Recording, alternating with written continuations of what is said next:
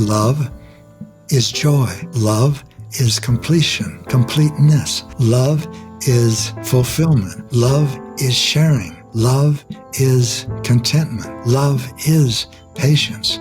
Love is connectedness. Love includes. Fear excludes. Fear rejects. Fear creates painful physical sensations in your energy processing centers. Love creates blissful, good feeling sensations. And you have the ability to choose between them, but before you can do that, you need to be aware of them and their distinction within you. And all of this is the creation of authentic power.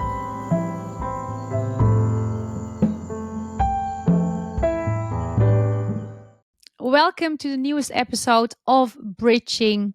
I am today so grateful that I'm together with Gary Zukav. I read Gary's book 10 years ago, The Seed of the Soul, which has changed my life. This was after watching his conversations with Oprah Winfrey. He came on the Oprah Winfrey show more than 35 times, maybe even 40.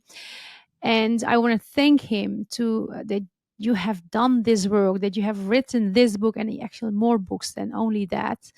Welcome, Gary, to Bridging. Thank you, Aslam. I'm delighted to be here and to talk about, for me, what are the more significant things in life? Maybe the most significant. Yeah. So I would like to start actually with by reading a poem that I have heard from you years ago in one of your conversations, written by Juan Ramon Jimenez. I am not I am this one, walking beside me, whom I do not see, whom at times I manage to visit, and whom at other times I forget, who remains calm and silent when I talk, and forgives gently when I hate, who walks where I am not, who will remain standing when I die. Who is this? What is this, Gary? That's I what am we're not talking. I. Yes, that's exactly what we're talking about. And that beautiful poem, I've written in one of the books. I don't remember which one. It might be the heart of the soul. It might be the seat of the soul. But wherever that poem appears, it puts its finger exactly on what we are talking about. And I'm grateful to Juan Ramon Jimenez for writing that beautiful poem. I grew up in the Midwestern part of the United States, which is very conservative and, in a way, not very imaginative, which is the same thing, conservative and not too imaginative, which means open to new things, very established in older ways. And then I wrote a book on quantum physics, and that is where I discovered non-physical reality. I was writing a book on physics. Mm-hmm. I didn't know anything about physics, and I was invited to a group of physicists at the Lawrence Berkeley Laboratory, which is a national laboratory just above the Berkeley campus in Berkeley, California. And I discovered things about quantum physics that amazed me. And I wanted to share that. And I did. And I wrote this book called The Dancing Wu Li Masters. But it was in the process of writing that book, I realized that although I had written outlines for all of the chapters, I threw them away because I was more interested in where my interest and my energy was going. Mm-hmm. And after 6 months, I realized these chapters are all fitting together. But how did that happen? I didn't do it. I threw away the outlines. Pardon me. And that's when I discovered non-physical reality. It wasn't mystical. It's not mystical. It's it's there. It's everywhere. It felt warm. It felt comfortable. It felt inviting. Mm-hmm. And it's been a part of my life ever since, and a growing part of my life ever since, I might say. And it continues to be that. And I've discovered that in my experience, the purpose of our being on the earth is to essentially to learn love. But to do that takes us into other realms of consciousness. Now, at the beginning of our podcast, I'd like to suggest to our listeners that you not believe anything that I say simply because I say it. And if you resonate with anything that you hear me say, that you experiment with it and see what it creates in your life. And if you like that, experiment some more, because that's what your life is for. Mm-hmm. If you don't resonate with anything, let it go. Don't try to wear a shoe that doesn't fit. I also suggest that you do that same thing with anyone. Don't believe anything that anyone says just because they've been on television or they've written some books or they have a congregation or they have titles and degrees. No. See what you resonate with and Or experiment with it. maybe, or maybe they are your parents. Or maybe Also, what? don't. Maybe they are your parents. Not they did not write a book, but maybe they are your parents and they're telling you something. You can still question it. Yes, of course. Parents are a special a special interaction because, first of all, the child-parent relationship is the most difficult in the Earth School. Mm. By Earth School, I'm talking about this domain into which we were born and from which from which we will depart. It's a domain of time and space and matter and duality and fear, as well as love. So your parents have a responsibility when they say don't play in the street. They mean it, and they're not going to let you play in the street.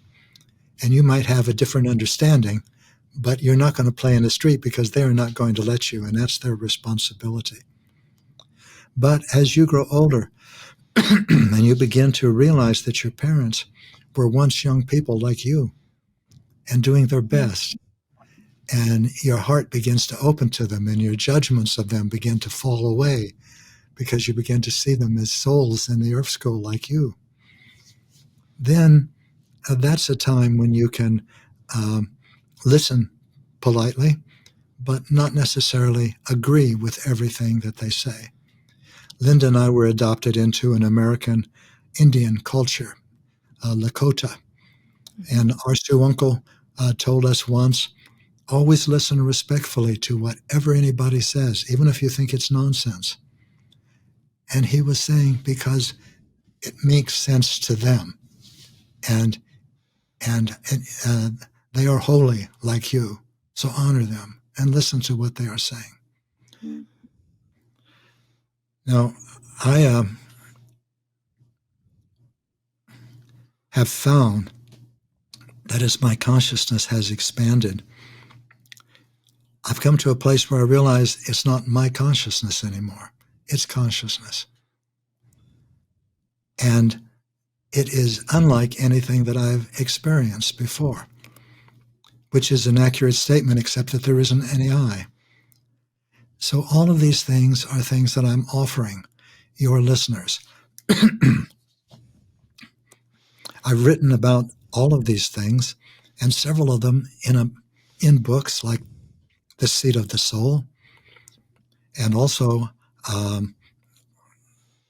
I've put a lot of them with our beautiful support team on a website called the same as the book, theseatofthesoul.com. Yeah. And on there you can find some things that may be helpful to you. For example, my spiritual partner, Linda Francis, soul returned home to non-physical reality about 1.5 years ago. And I'm referring you to the website because during that time I wrote 11 personal messages. And I did that because I wanted to share what was happening to me in the moment so I wouldn't have to withdraw it from memory in the future. Mm-hmm. So I invite you to go to the website, look on the menu, and click on a celebration of Linda Francis, and you'll see a video that the support team and I made to celebrate her life, not to grieve it, not to lament its loss, but to celebrate it. Because from your new consciousness, which, by the way, is a consciousness that's emerging in thousands of millions of humans. So don't think that what I'm saying is special to me. It's not. It's our new way of being. There is a new consciousness that is emerging throughout the human species, and it's happening very fast within a few human generations. This has never happened before. The old consciousness was quite limited. It wouldn't understand what Juan Ramon was saying in his poem, because the old consciousness is limited to the five senses. And the people who are in the old consciousness cannot imagine that they are anything but minds and bodies. But you are more. And the new consciousness that you are acquiring experiences that. It experiences yourself as more than a mind and body, as a soul. It experiences you as an immortal component of yourself, but that we're calling a soul. Yeah, how would you define a soul, Gary, for our listeners? Everything that I am telling you from a very limited perspective. As you acquire your new consciousness, you realize that you have been in the earth school before and probably will be again. And this is known in the East. All Buddhists, all Hindus are familiar with this. It's reincarnation. What is it that reincarnates? What is an incarnation? Incarnate means physical. You have a body. You have a mind that you didn't have before. You are incarnate. That's not the soul. That's a part of the soul, a small part of your soul. Your soul is very powerful, very powerful. But this incarnation of a small part of your soul carries with it the full power of your soul, calibrated to an experience of physicalness. In other words, you are a powerful and creative, compassionate and loving spirit. And you could say Powerful, creative, compassionate spirit. Powerful and creative, compassionate and loving spirit. And that spirit, in this case, is your soul. You are much more than that. But that is what you are. And I'm saying that because if you think that you're powerless, you're only powerless while you're thinking that. Because you are in the control of one part of your personality that feels it's powerless. But your personality has more than one aspect. It has many, many. Some you experience, for example, as anger, judgment, resentment, despair, inferiority, superiority, competitiveness, compulsion, addiction, obsession. All of these we can put in one basket and call the basket fear. And all of these parts of your personality in the fear basket hurt when you experience them, and when you act on them, they create painful consequences. Now, you also have other parts of your personality that are very different. You experience these as gratitude, caring, appreciation, contentment, patience, awe of the universe. Let's call these parts love, loving parts of your personality. And they all feel good when you experience them. And when you act on them, you create constructive, healthy, good feeling experiences. So do the loving parts of the personality, like patience, appreciation, gratitude, contentment, come from the soul? Yes, yes, they all do. your soul, prior to your incarnation, which, by the way, is voluntary. Don't think that you are being punished by being in the Earth School because there are so many painful experiences in it, and because there are so many people in it who wish that they were not on this planet, because they're living lives of pain and suffering and hunger and thirst and brutality and humiliation. And so, as powerful and creative, compassionate and loving spirits, ask yourself, as a spirit yourself, ask yourself, how did these things get on this planet? Why are they the things of our planet? They are the things of our planet because we put them there, and they will remain on our planet until we do something about them. Now, what does that mean, do something about it? Most people think do something about it means change the world, but that will not change the world. That is the old understanding of power, manipulation, and control. The new understanding of power is alignment of your personality with your soul. Alignment of our personality with our soul. Correct. The old understanding of power is not only obsolete, it's destructive now. It produces only violence and destruction. It used to be our good medicine. We needed it to evolve because we evolved by surviving, and we survived by pursuing external power, manipulating and controlling. That is the consciousness that is dying. And we are living in the most exciting time possible. We are experiencing both in ourselves, the old consciousness and the new consciousness. And we need to choose in each moment which one we will act on. As we do, yes. How do we recognize if something is coming up from the old consciousness or new consciousness? How do we feel that? Is that a vibration in our body? How do you recognize it? Excellent question. You experience these through emotional awareness. Emotions are very important in creating real power. Your heart, that's another way of saying your heart is central to the creation of real power. When you develop emotional awareness, you develop the ability, say you feel a painful emotion. In that moment, stop and put your attention inward, not outward to the world, not toward what you think is causing this painful emotion, but inward. Because what happens in the world does not cause your painful emotions. It activates internal dynamics in you.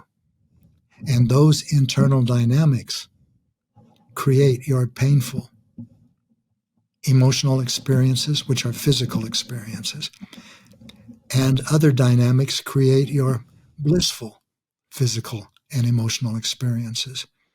So once you see this, which is part of the new consciousness, let's call the new consciousness multisensory perception. The old consciousness was limited to the five senses.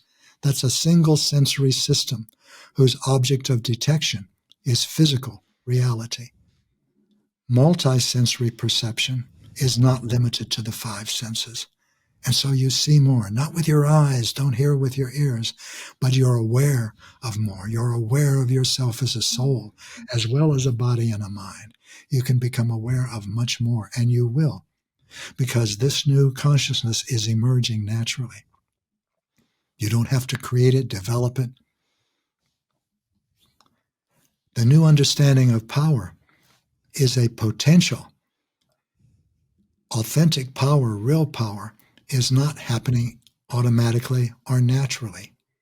You have to create it. And that's what we're talking about now when we're talking about emotional awareness. That's the first step. It's one of the only three tools in creating authentic power. It's simple to understand. First, turn your attention inside when you feel an emotion. Look at at the physical sensations you're experiencing in your throat, for example, your chest, your solar plexus. And you've got four more of these energy processing centers. In the East, they're called chakras. Here in the West, we'll call them energy processing centers instead of using the Sanskrit term. When you put your attention in these three chakras, throat, chest, and solar plexus, are usually, or they are for me, the easiest ones to feel physical sensations in at first. And by physical sensations, I'm talking about sensations such as throbbing, aching, stinging, stabbing, burning, churning, contracting, like the pain you get when you hit your thumb with a hammer when you're aiming for a nail. They hurt, physically hurt. When you can identify physical sensations in your chakras, you have developed emotional literacy. Until then, you might say, well, I'm happy or I'm sad, or what's that feel like? Or it feels bubbly or it feels good. That is emotional illiteracy. But when you can say, I'm feeling a stabbing in my upper left chest, and I'm feeling a contraction in my throat just above my chest, it's about the size of a ping pong ball, and it hurts. That's emotional literacy. Yeah. And you can also look at the thoughts that this part of your personality is feeling, is thinking. If it's a frightened part of your personality, its thoughts will always be judgmental and comparative. For example,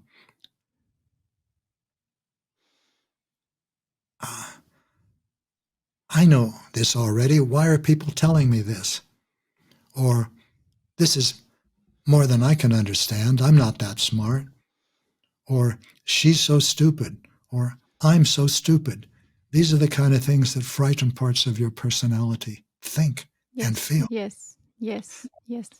Now, while you are experiencing all of this consciously, use your volition, your willpower, your free will to put your attention into a loving part of your personality, a time that you knew you were loving or you knew you were loved, and then choose to act from that part of your personality instead of the frightened part while you are experiencing the frightened part.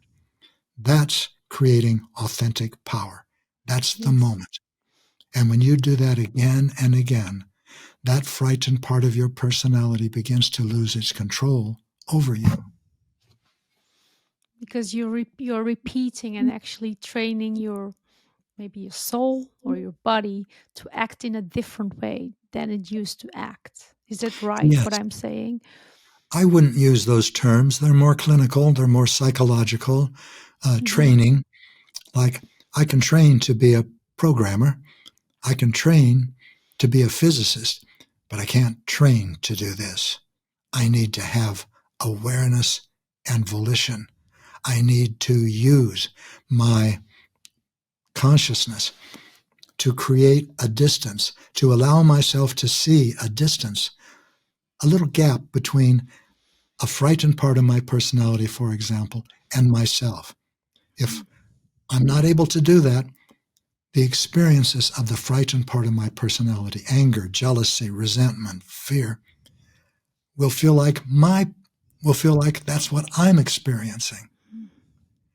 But when you can see that yes.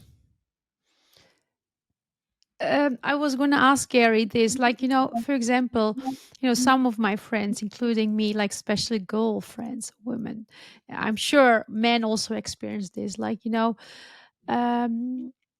when they are in a relationship or whatever, when they like someone and sometimes they feel hurt, they feel rejected. And from my own experience, I can say, like, in a body sensation, I feel it literally here on my heart, and it's like it's not stepping, it's like it's almost like burning, like, someone is like just trying to get it out. And my friends, most of my friends, have also experienced this.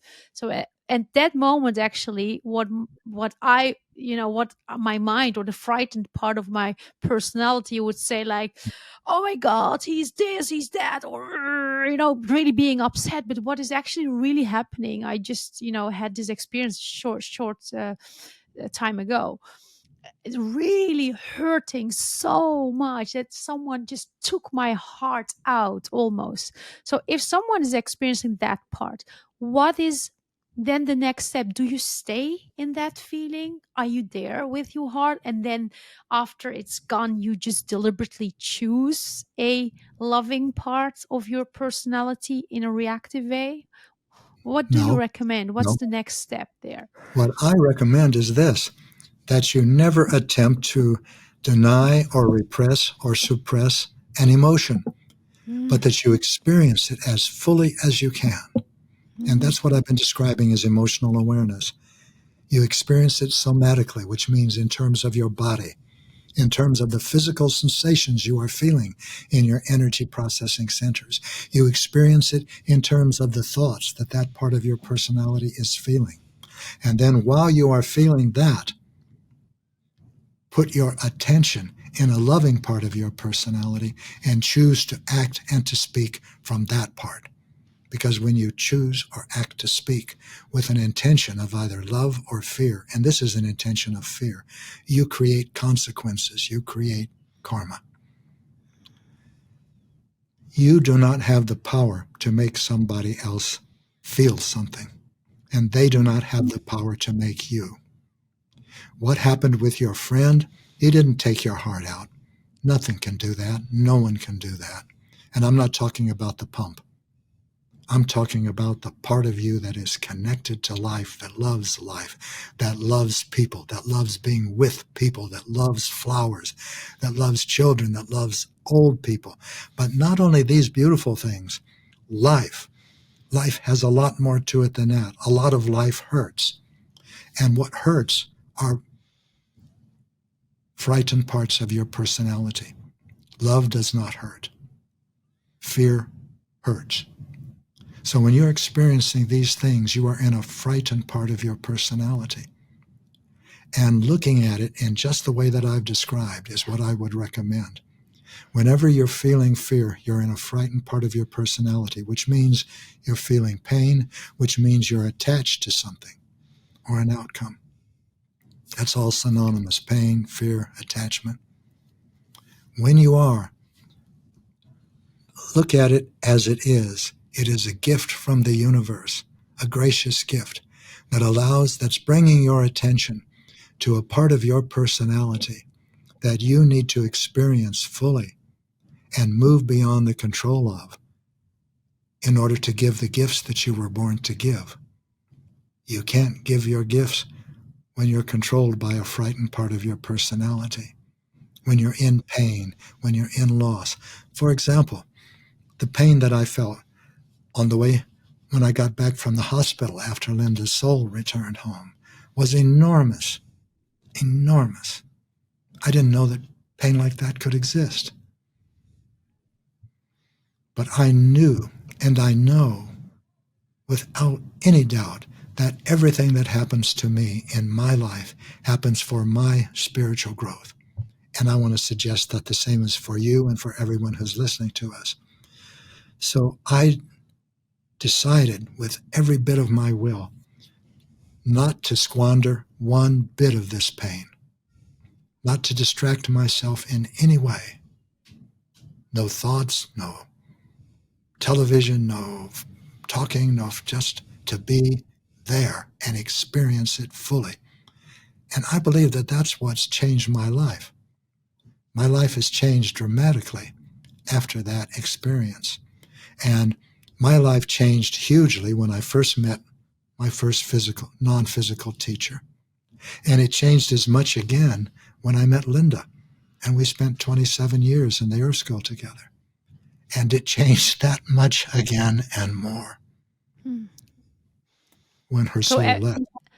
every event or every situation where you were in was for your spiritual growth. Meeting Linda, meeting your spiritual teacher, the non-physical one. I didn't hear all that you said because your audio froze for a moment. So Okay. would you ask that? Yes, I said are you saying that everything you have experienced in this life, being with Linda, meeting your non-physical spiritual teacher, was for your spiritual growth? Yes, and before all of those things also. Hmm. Everything in the Earth School serves your spiritual development. It presents you with an opportunity. You needn't accept it. When you challenge a frightened part of your personality or cultivate a loving part, you cultivate it, by the way, by doing the same thing. You look in your energy processing centers and you'll feel wonderful feeling physical sensations, the kind you want more of. You can cultivate that by reminding yourself that this is the experience of a loving part of your personality. It's not just a temporary, fleeting, ephemeral, good-feeling experience. Mark it, use it, benchmark it, remember it, so that when you are experiencing a frightened part of your personality, you can return to this loving part and use that as part of your challenge. Now you're really, how do you say in English? Cooking with gas. Now you're growing spiritually. You're not just experiencing your life, you're using it. You're experimenting with it. And it doesn't matter what choice you make, Muslim. There is learning involved, potential learning. The universe doesn't punish you if you choose to remain in fear and to remain in loss and grieving. You just don't change. If you decide to challenge it, you change. The universe doesn't look in terms of good and bad, better or worse. It looks in terms of cause and effect. And every time you speak with an intention, which we haven't talked about yet, but intention is very important. Yes. You are creating. And what you are creating depends upon the intention that you hold when you speak or act. 5 sensory people in the old consciousness think that what they do or what they say creates consequences. But multisensory humans know that it's the intention that they hold when they speak or they act that create consequences for themselves. Yes, that's intention that has been profound for me like 10 years ago when I started reading, when I read your book, because I knew I was, seeking a lot for external information in order to feel like, do I have a good intention here or a bad intention? And where it sometimes look for someone else, hey, it's actually a good thing you do, you can feel, really, really feel. And for me, the sensation is always here at my heart area. What is my intention there? Am I really about to hurt someone here? Where it looks like all on paper technical, great and good and all, but actually I knew like, hey, I am doing this as a reaction on something that I thought it caused me pain, and I was reactive to that. And when I just got aware of that, I was checking more and more together with friends of mine where I did different courses with, like, what is my intention here? And if did not feel right, I didn't do it. But there's a big but here. In the action, when you and I'm already in the flow, it was never and still not that much easy to recognize.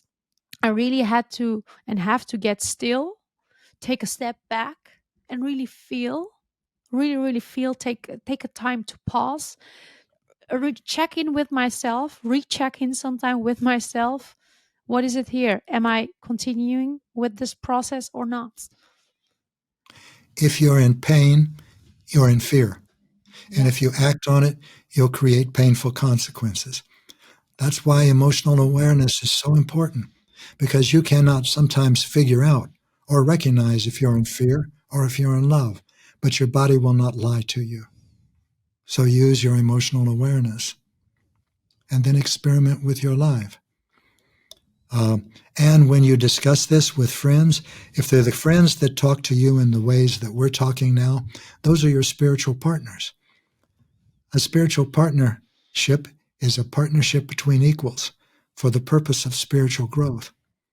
It's a new relationship dynamic. It belongs to multisensory humans. 5-sensory humans have no understanding or need for it. But spiritual partnership is replacing all previous human interactive dynamics, all previous human relationships.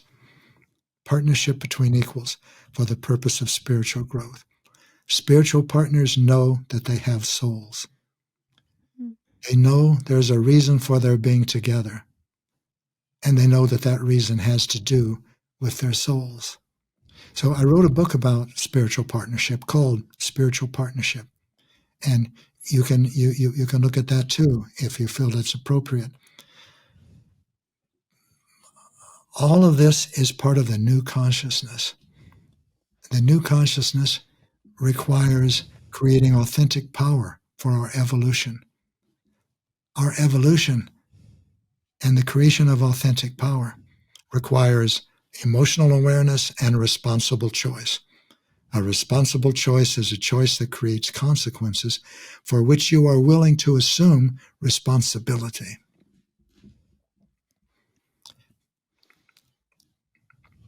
In one of your conversations, Gary, you said that you are here on the Earth School to master and embody authentic power and teach it. So help teach it. Help teach it. Yes, Help teach it. I am not the only one.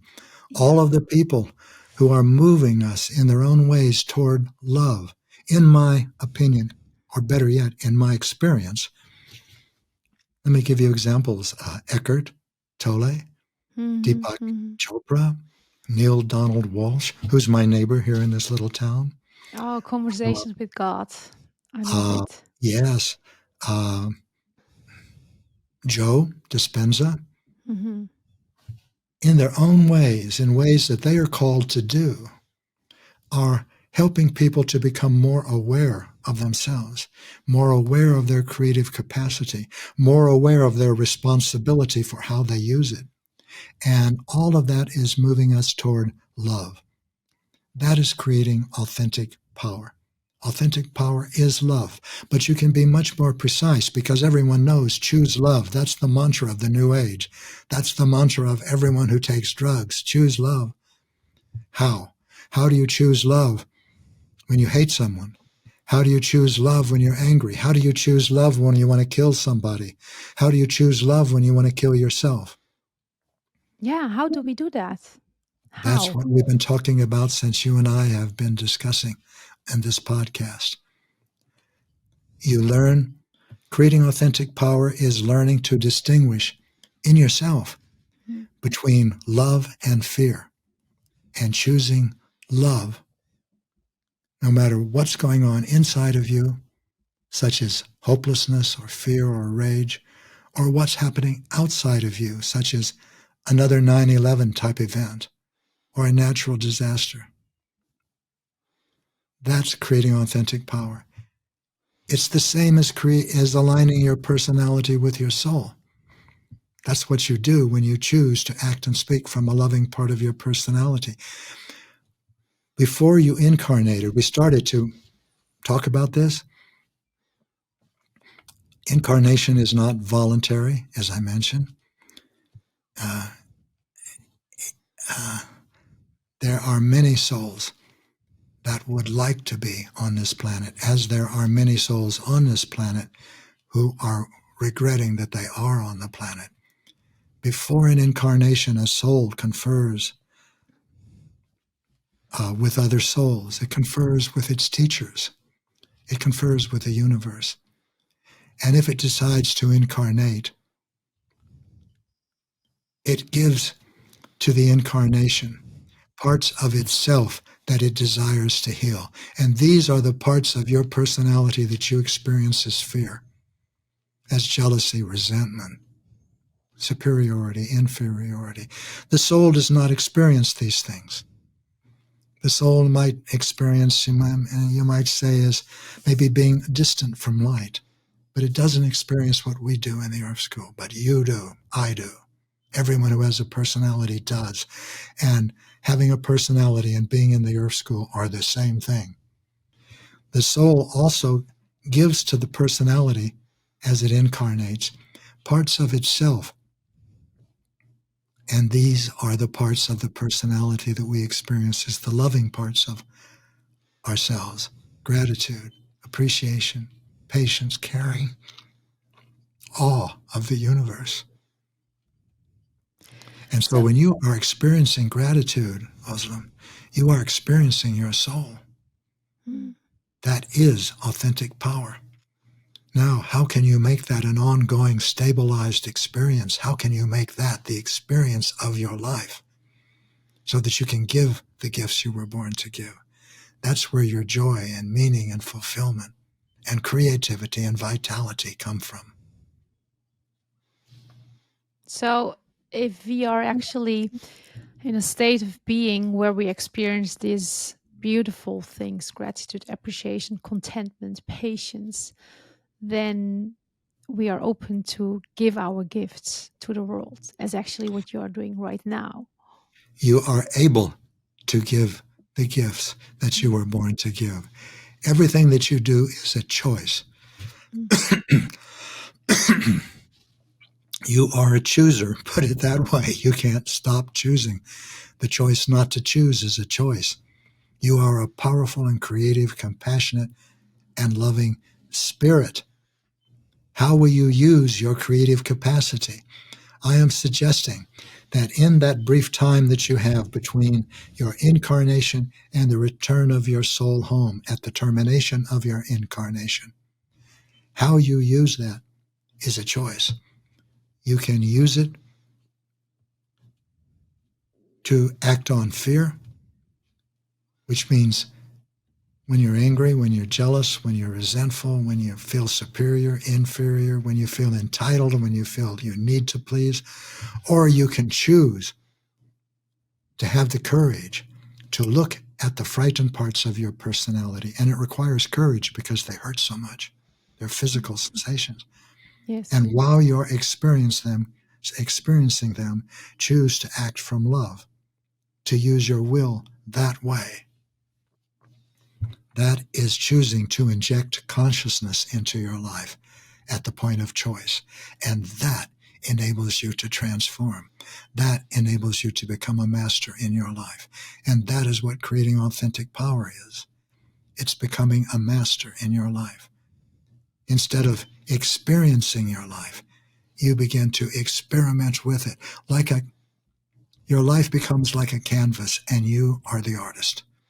And you decide what colors you will use. What colors will you put in this painting? Will they be vibrant?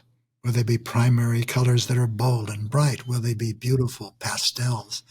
Or will they be heavy, dark, energy soaking up colors like black, gray, dark colors? You choose.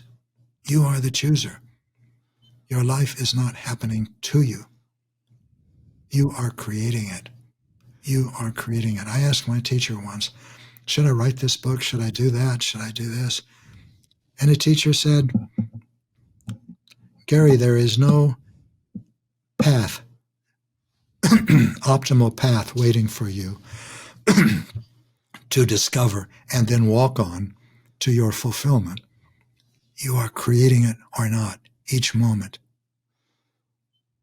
And I share that with you now. You are creating it at each moment. You have that ability. More than that, you are that ability. You are that ability. You do not have it. You are not acquiring it.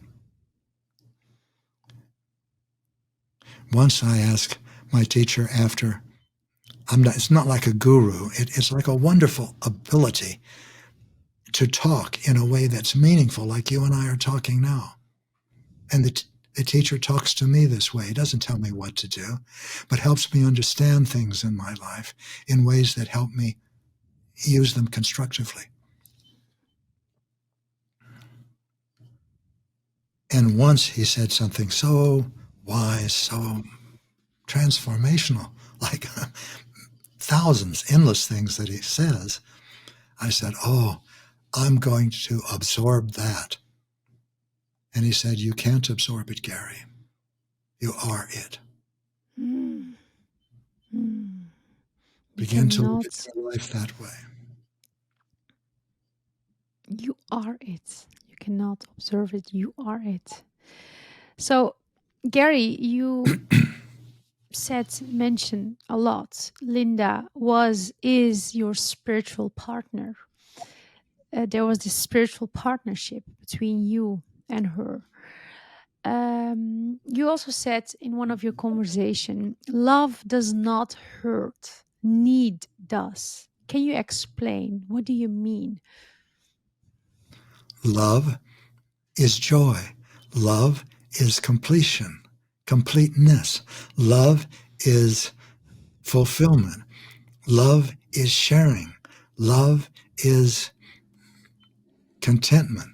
Love is patience. Love is connectedness. Love includes. Fear excludes. Fear rejects. Fear creates painful physical sensations in your energy processing centers. Love creates blissful, good feeling sensations. And you have the ability to choose between them. But before you can do that, you need to be aware of them and their distinction within you. And all of this is the creation of authentic power. Yeah. Emotional awareness. All of this is the creation of authentic power. Emotional awareness, responsible choice. And as we become multisensory, you can consult your intuition. Intuition is the voice of the non-physical world. Everyone has a non-physical teacher or more. That's with a capital T. And your non-physical teacher will always support you in your spiritual development. It's not interested in helping you keep your boyfriend or your girlfriend or increasing the downloads of your podcast or making you more famous. It's only interested in one thing, your spiritual growth. And it's priceless to have a teacher. And you have one or more. So it's really priceless to be in touch with one. And you can be in touch with one by beginning to consider the possibility that they exist and yours exist. Yeah. And if it exists, well, yes. I'm so grateful that I'm here with you as I have been there with other guests on the show. And I have learned a lot from them. And, I think from everyone, some moment, they were my spiritual teachers in a moment. Yet I also do experience the same things when I'm out there in the city, when I'm in my grocery store, when I am in the school where I teach, where I am traveling at the airport, where I meet people and I have experiences with them. Not all of them, but situations that actually helps me to grow spiritually, to actually also embody some painful experiences. Like I am then aware, like, oh, this person did something, but that's triggered a dynamic within me. And Eckhart Tolle would maybe say the pain body, or any other person would say another thing. And I'm actually grateful for them, not in the moment, but after, like, thank you, I'm so happy or joyous that this happened, because I kind of grew from it or overcame it. I would like to actually ask a question about Can I painful say something? That is beautiful. That is beautiful. What you're talking about is creating authentic power. Do you remember we discussed that everything that happens to you happens for your spiritual growth? Mm-hmm. No matter whether you can, you cannot be a spiritual partner to everyone, because not everyone even knows what that is or wants to be one. Although if they have the new consciousness, they will be drawn to that.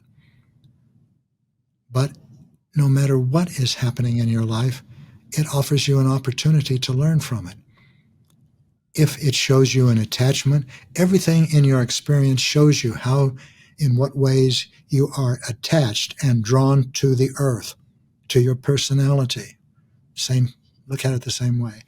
And in what ways you are drawn to your soul and what's beyond the earth school. Everything in the earth school will help you make that distinction so that you can choose those things that are helping you to grow spiritually, which is in love, in gratitude, in appreciation, in all of the things that we've talked about, and to challenge those things that do the opposite. That's creating authentic power.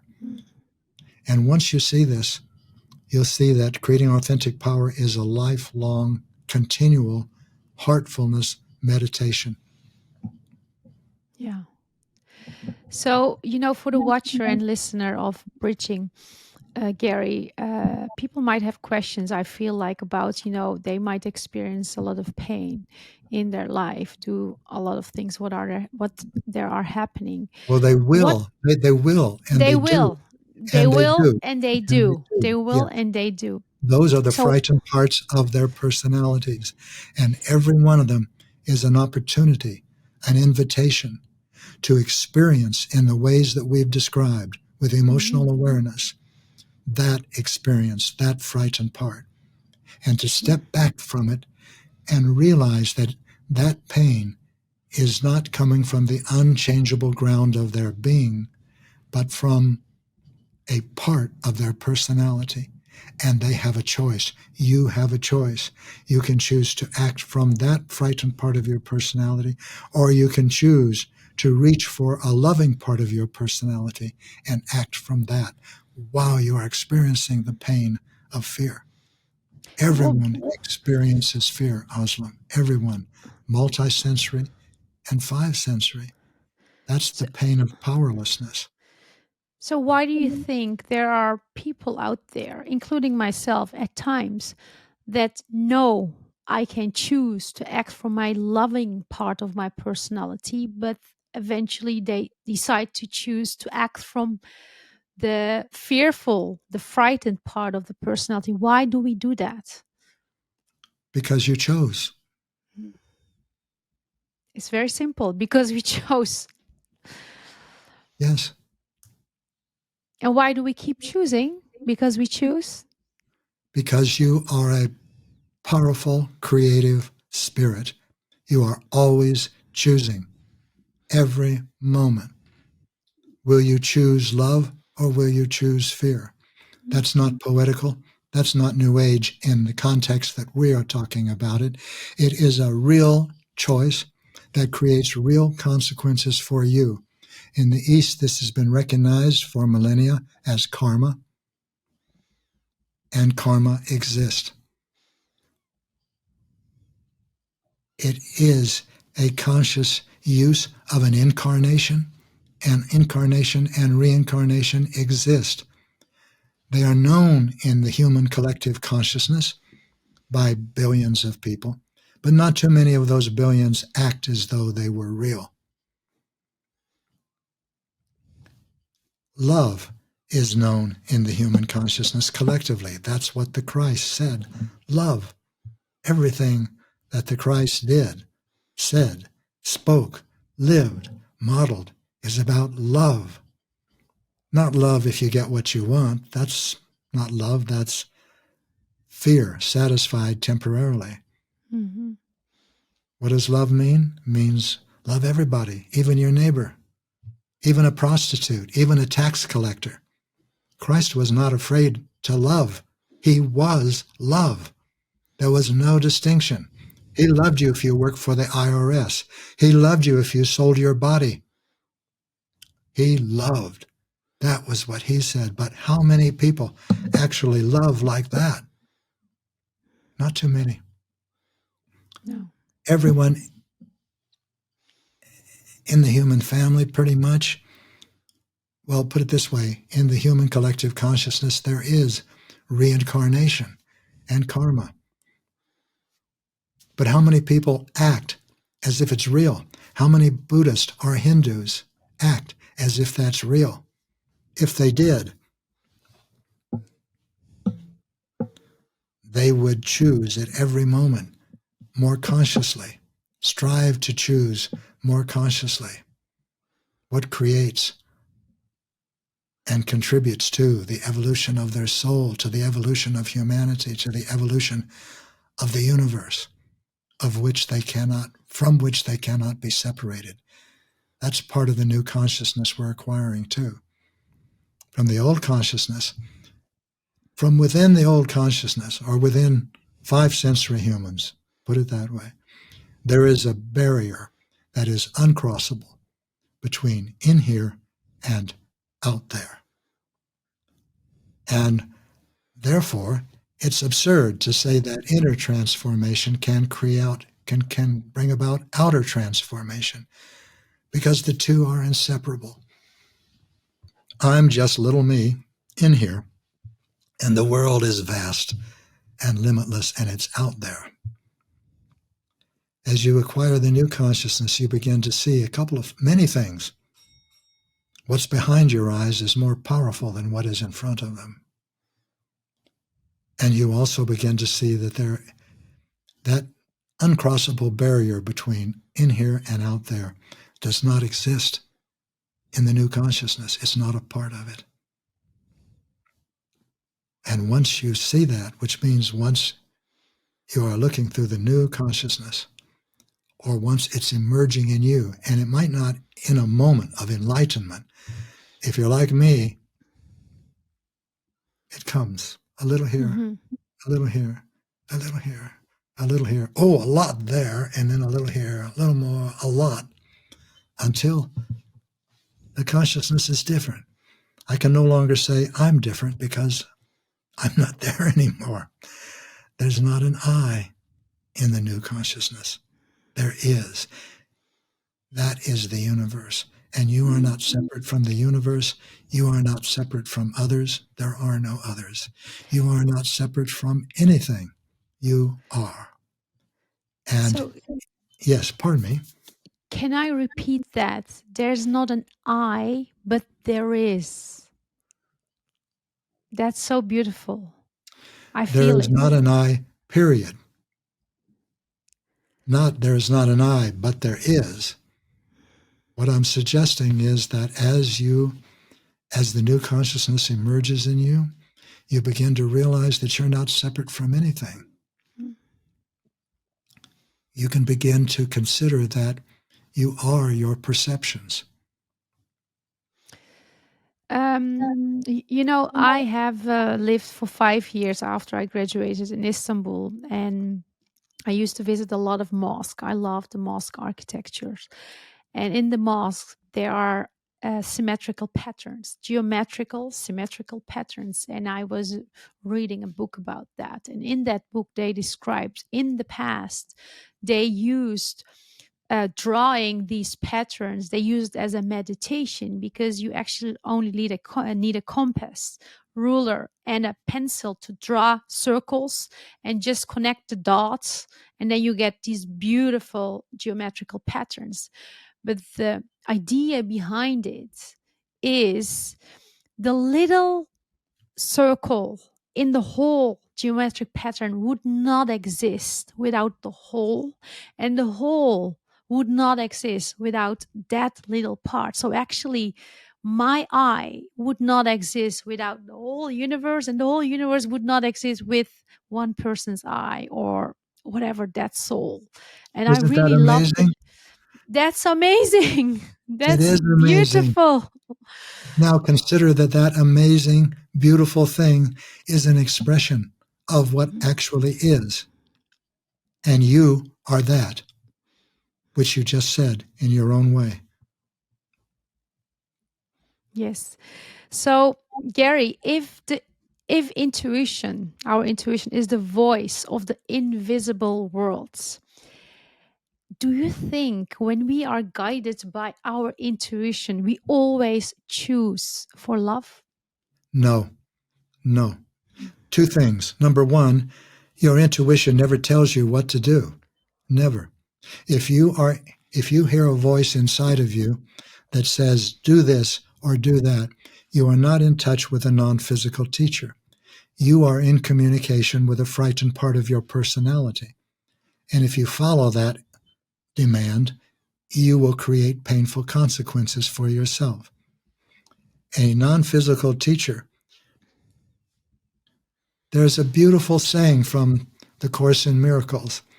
It says, angels light the way so that all darkness vanishes, and you are standing in a light so bright and clear that you can understand all things. Look at it that way. You can choose whatever you want. And that will always be the case. And then you might say, well, yeah, but now I have cancer. I didn't choose that. I didn't intend that. You did, but you were not aware of it when you intended it. There is wisdom in cancer. There is wisdom in everything that occurs. Let me see if I can give you something that we can leave with people, although I feel that we have left and have contributed a great deal.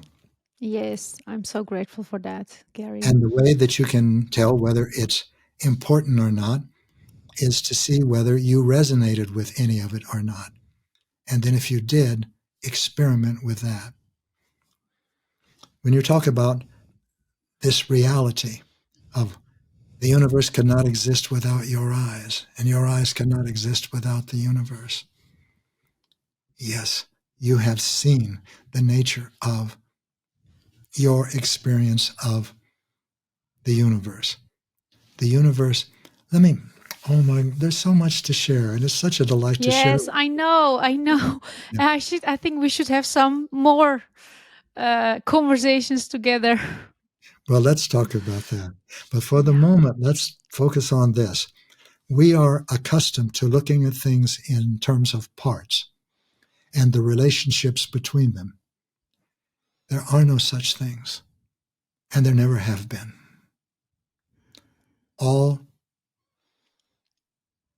There is one, and all is that.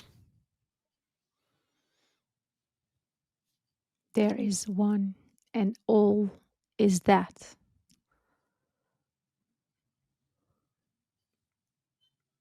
Beautiful. Gary. That's something to consider, but not to hold as a dogma. Allow yourself to be, period. Yeah. Thank you so much from the bottom of my heart. Truly, like, it has been really very, very nice to be here with you. And I'm sure people watching and listening this too, they have felt things through their heart. Hopefully, I really hope so. I'm amazed for your presence. Really, I appreciate you. I'm very thankful, and we will put all the website, the Seed of the Soul, and your socials also in the episode links. And there's one more thing you can do, Oslam. Tell people we've just started something. It's called An Evening with Gary Zukav. It's once a month. Okay. It's a subscription. You have to pay for that, to pay for everything behind it. But for once a month, I love having talks just like we are having, except the difference is that people who are on the talk can ask questions and we can interact directly. So that's called An Evening with Gary Zukav. And you can find that on our website. And I recommend that to you. We just started that a couple of months ago. Which days is it, Gary? Is it? Oh my goodness. I would like you to go to the website and find that out, because I don't have a calendar that's got that. But if you look on the menu, and you can see under resources, one of them is going to be An Evening with Gary Zukav. Mm-hmm. And I'd love to speak with all of the people who are listening to us now. Oh, that's great. We will put it in the episode notes. I will put the link on the episode note of An Evening with Gary Zukav. Thank you. Thank you so much again. Really, really appreciate it.